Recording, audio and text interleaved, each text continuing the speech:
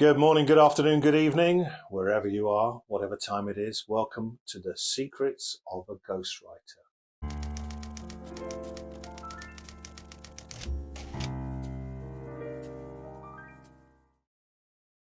Today, word duplication. This is something which, if you're already aware of it, you don't need to watch. But if you're not, well, afterwards you'll go, oh my goodness, I do that, and that's so simple. I'm going to set this up with a little bit of context. A really good friend of mine who works in radio sent me a copy of his book on a Friday morning with those words that I dread. Can you just? Oh. 3 small words, always directly in proportion to the ones that follow. Can you just take a look at my book over the weekend? It's due with the publisher on Monday. Well, can I just clear the decks and stop everything I'm doing and read probably the most important read of the book before it's likely to go to print, all 90,000 words of it in 2.5 days? Yeah, of course I can. Now, it's a good book, but what frustration was I left at the end of it? Well, of course, it was this. I really wish you could have brought me that book earlier. And the reason for it was word duplication. So the book is terrific. It's a really good story. It's got action and emotion. It's got heart.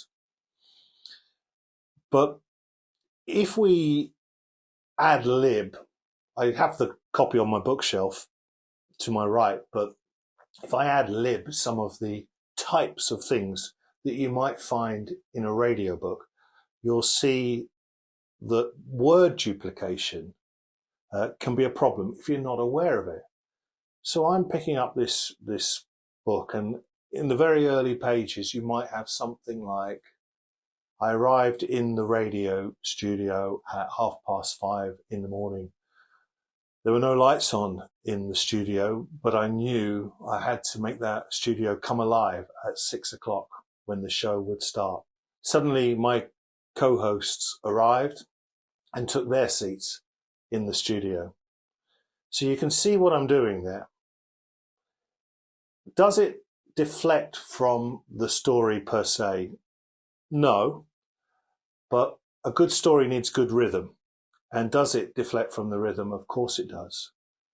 Now, this is a little bit tricky in that radio words are often equipment, and they might be brand names. So sometimes finding an alternative for them can be a challenge. But I'll try and ad lib loosely what I ad lib before. I arrived at the radio station half an hour before my show. I headed down to the studio. It was dark inside, as it was most mornings. I hit the light switch knowing that all the buttons on the mixer would come alive, and hopefully I would too. My co-hosts turned up 15 minutes later and took their seats at the desk. So I've only used the word studio there once, whereas before I used it 4 times. And when I review manuscripts for people, one of the first questions I say to them is, what's your word duplication like? And they either know what I mean or they don't. And when I say to them, do you use, and it'll be very identifiable from the genre that their book is in. So do you use the word ship a lot? Let's just say it's a Navy officer. And there are other words, aren't there, like boat and vessel. And when you point it out to them and you go through the manuscript and you do a search all for ship, you'll see that it is littered. There are hundreds of them. And there are lots of alternatives. It's very easy in the digital era, but of course we grew up and this was called the thesaurus. And again, This process is so much more helpful to be aware of before you've even written a word than at the end.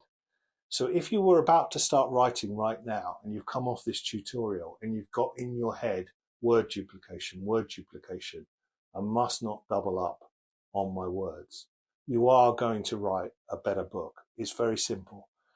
And I see it as easy as this. It's flicking a switch. And once I've flicked that switch for you, that you might not have been aware needed flicking, that you do use the same vocabulary a lot. Once we flick that switch, you'll never do it again. You'll always look for an alternative. It enriches the narrative and it does everything for the rhythm. So just have a think about your word duplication. So I challenge you to go and take out a page that you've already written and look at the words that are key to the theme of your story.